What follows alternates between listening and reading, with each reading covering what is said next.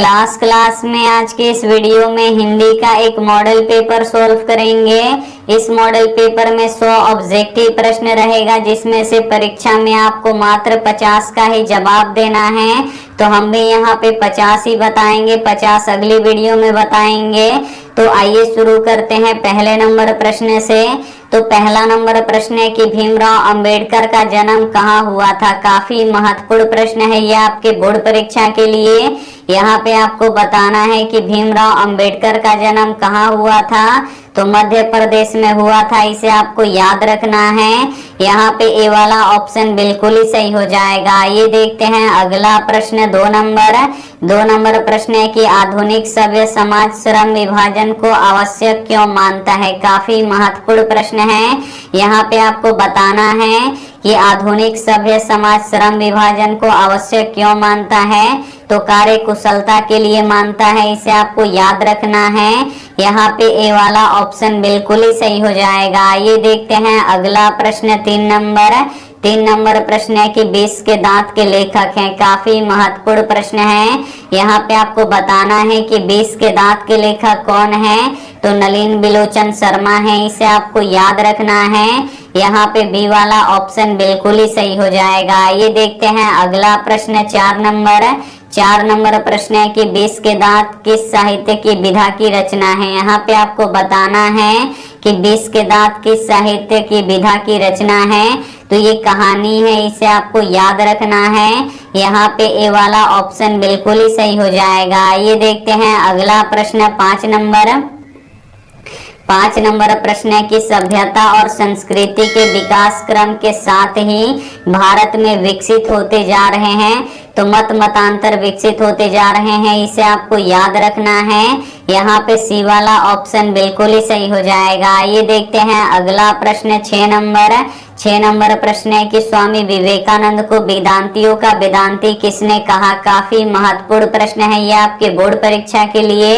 यहाँ पे आपको बताना है कि स्वामी विवेकानंद को वेदांतियों का वेदांती किसने कहा। तो मैक्स मुलर ने कहा, इसे आपको याद रखना है। यहाँ पे ए वाला ऑप्शन बिल्कुल ही सही हो जाएगा। ये देखते हैं अगला प्रश्न 7 नंबर प्रश्न है कि नाखून क्यों बढ़ते हैं कि लेखक हैं। काफी महत्वपूर्ण प्रश्न है। यहाँ पे आपको बताना है कि नाखून क्यों बढ़ते हैं कि लेखक कौन है। तो हजारी प्रसाद द्विवेदी हैं, इसे आपको याद रखना है। यहाँ पे बी वाला ऑप्शन बिल्कुल ही सही हो जाएगा। ये देखते हैं अगला प्रश्न 8 नंबर प्रश्न है कि हजारी प्रसाद द्विवेदी का जन्म कब हुआ था। काफी महत्वपूर्ण प्रश्न है ये भी आपके बोर्ड परीक्षा के लिए। यहाँ पे आपको बताना है कि हजारी प्रसाद द्विवेदी का जन्म कब हुआ था। तो 1907 ईस्वी में हुआ था, इसे आपको याद रखना है। यहाँ पे सी वाला ऑप्शन बिल्कुल ही सही हो जाएगा। ये देखते हैं अगला प्रश्न 9 नंबर प्रश्न है कि मराठी भाषा की लिपि है। यहाँ पे आपको बताना है कि मराठी भाषा किस लिपि में लिखी जाती है। तो ये देवनागरी लिपि में लिखी जाती है, इसे आपको याद रखना है।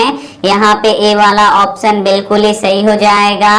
आइए देखते हैं अगला प्रश्न 10 नंबर प्रश्न है कि मराठी का कौन सा अक्षर देवनागरी लिपि से भिन्न है। काफी महत्वपूर्ण प्रश्न है यह आपके बोर्ड परीक्षा के लिए। यहाँ पे आपको बताना है कि मराठी का कौन सा अक्षर देवनागरी लिपि से भिन्न है। तो ल है, इसे आपको याद रखना है। यहाँ पे बी वाला ऑप्शन बिल्कुल ही सही हो जाएगा। इस मॉडल पेपर में काफी महत्वपूर्ण 50 ऑब्जेक्टिव प्रश्न बताएंगे, तो एक भी प्रश्न आप लोग स्किप मत कीजिएगा। वीडियो को प्लीज आप लोग शुरू से लेके अंत तक जरूर देखिएगा। ये देखते हैं अगला प्रश्न 11 नंबर प्रश्न है कि बहादुर शीर्षक कहानी के कहानीकारक हैं। काफी महत्वपूर्ण प्रश्न है। यहाँ पे आपको बताना है कि बहादुर शीर्षक कहानी के कहानीकारक कौन है। तो अमरकांत है, इसे आपको याद रखना है। यहाँ पे ए वाला ऑप्शन बिल्कुल ही सही हो जाएगा। ये देखते हैं अगला प्रश्न 12 नंबर प्रश्न है कि निर्मला कौन थी। यहाँ पे आपको बताना है कि निर्मला कौन थी।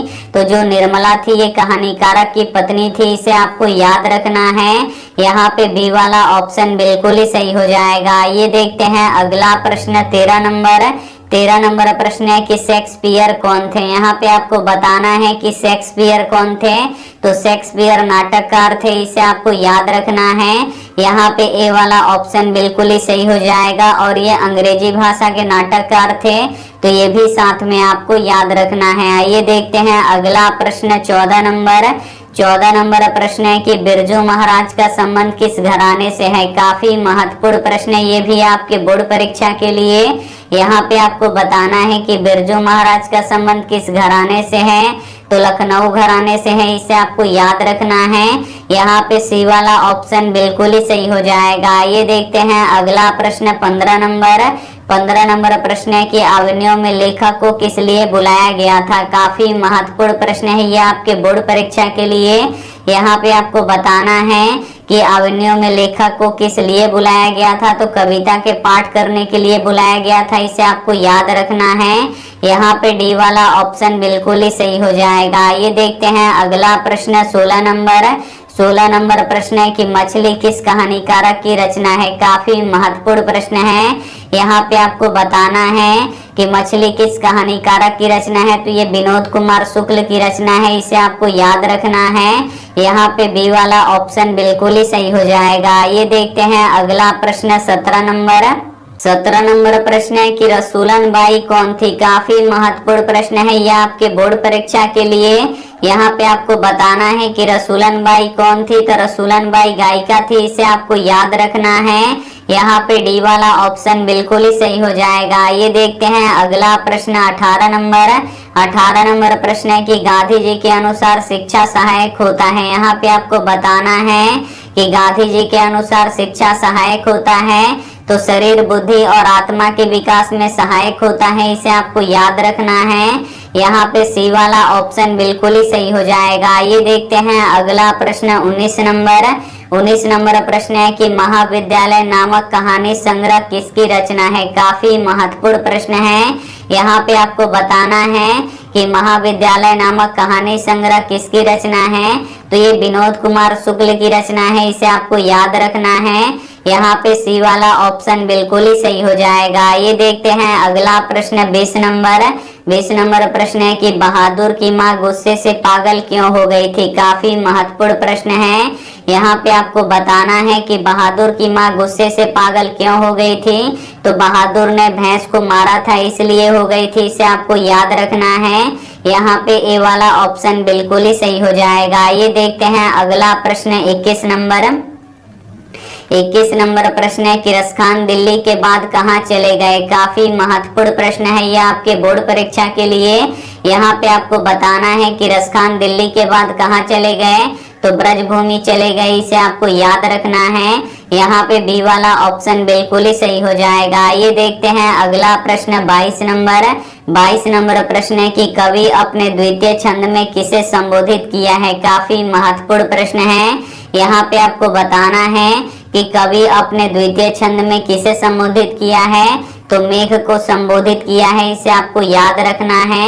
यहाँ पे बी वाला ऑप्शन बिल्कुल ही सही हो जाएगा। ये देखते हैं अगला प्रश्न 23 नंबर। 23 नंबर प्रश्न है कि कवि ने प्राजन्य किसे कहा है। काफी महत्वपूर्ण प्रश्न है यह आपके बोर्ड परीक्षा के लिए।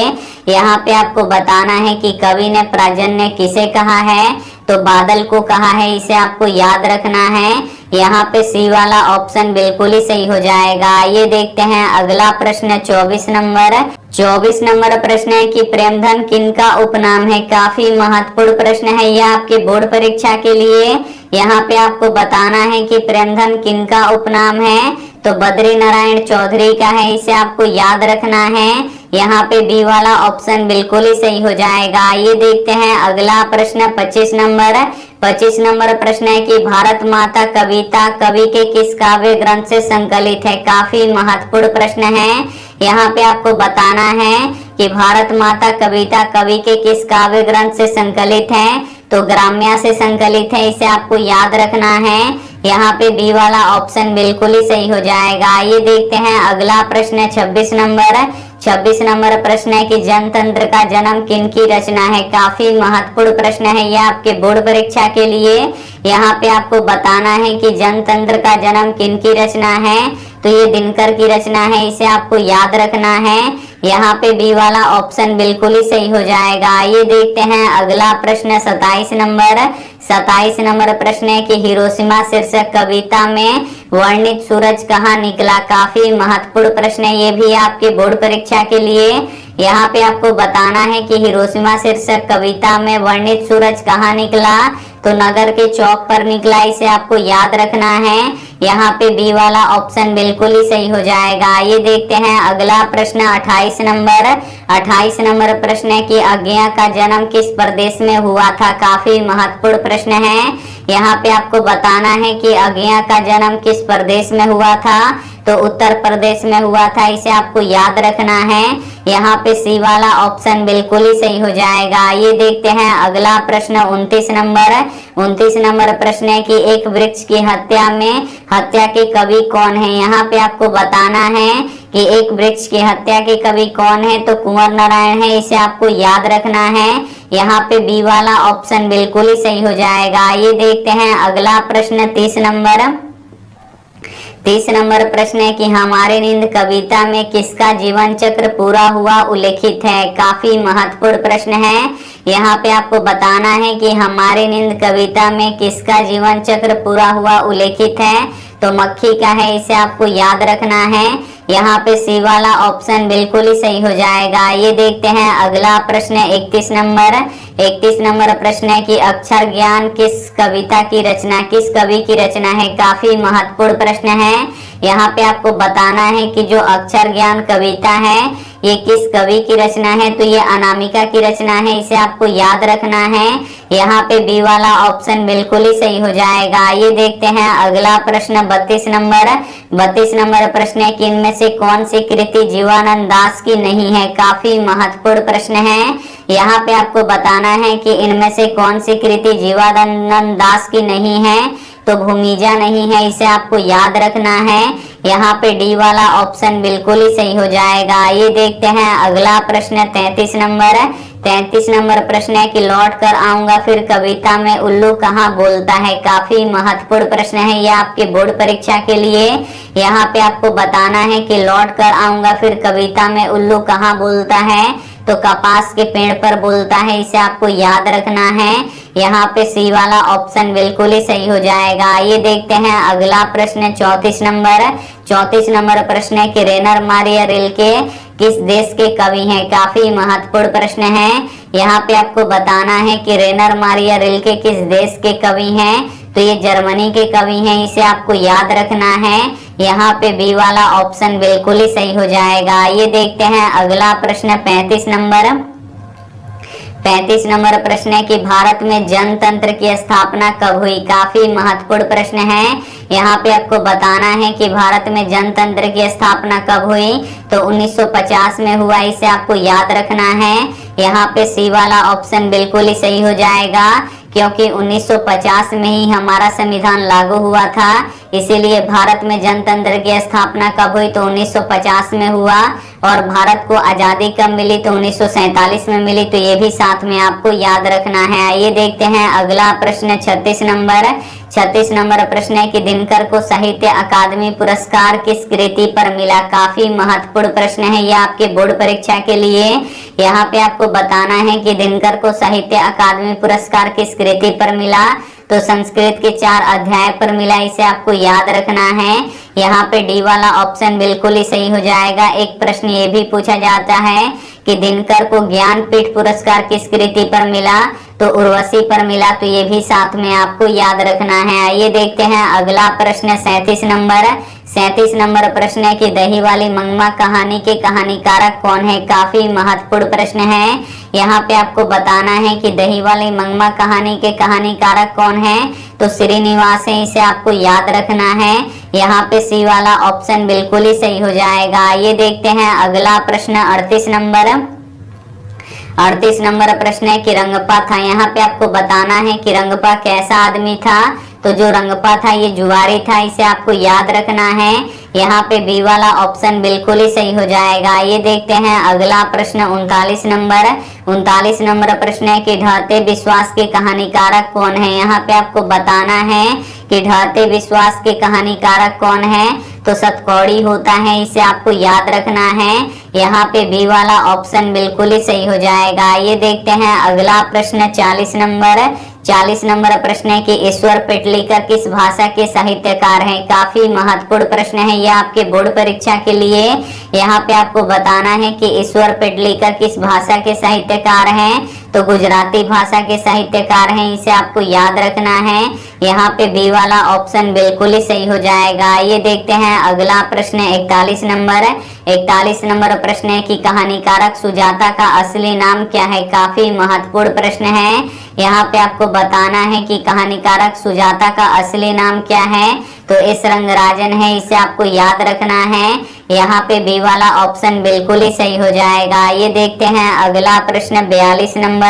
42 नंबर प्रश्न है कि सावर दहिया की कहानी धरती कब तक घूमेगी का विषय है। काफी महत्वपूर्ण प्रश्न है। यहाँ पे आपको बताना है कि सावर दहिया की कहानी धरती कब तक घूमेगी का विषय है, तो राजस्थानी समाज विषय है, इसे आपको याद रखना है। यहाँ पे सी वाला ऑप्शन बिल्कुल ही सही हो जाएगा। यहाँ पे 43 नंबर प्रश्न देखिए कि क वर्ग का उच्चारण स्थान क्या है। काफी महत्वपूर्ण प्रश्न है। यहाँ पे आपको बताना है कि क वर्ण का उच्चारण स्थान क्या है, तो क कहाँ से निकलता है, तो कंठ से निकलता है, तो यहाँ पे डी वाला ऑप्शन बिल्कुल ही सही हो जाएगा। ये देखते हैं अगला प्रश्न 44 नंबर। 44 नंबर प्रश्न है कि भाववाचक संज्ञा नहीं है। इसमें से आपको बताना है कि कौन भाववाचक संज्ञा नहीं है, तो बचपन भाववाचक है, बुढ़ापा भाववाचक है, चोरी भी भाववाचक है, लेकिन जो अफ्रीकी है ये भाववाचक संज्ञा नहीं है, तो यहाँ पे ए वाला ऑप्शन बिल्कुल ही सही हो जाएगा। ये देखते हैं अगला प्रश्न 45 नंबर। 45 नंबर प्रश्न है कि सर्वनाम के कितने भेद होते हैं। काफी महत्वपूर्ण प्रश्न है ये आपके बोर्ड परीक्षा के लिए। यहाँ पे आपको बताना है कि सर्वनाम के कितने भेद होते हैं, तो सर्वनाम के 6 भेद होते हैं, इसे आपको याद रखना है। यहाँ पे सी वाला ऑप्शन बिल्कुल ही सही हो जाएगा। ये देखते हैं अगला प्रश्न 46 नंबर। 46 नंबर प्रश्न है कि पशु का विशेषण है। काफी महत्वपूर्ण प्रश्न है। यहाँ पे आपको बताना है कि पशु का विशेषण है, तो पाश्विक है, इसे आपको याद रखना है। यहाँ पे बी वाला ऑप्शन बिल्कुल ही सही हो जाएगा। ये देखते हैं अगला प्रश्न 47 नंबर।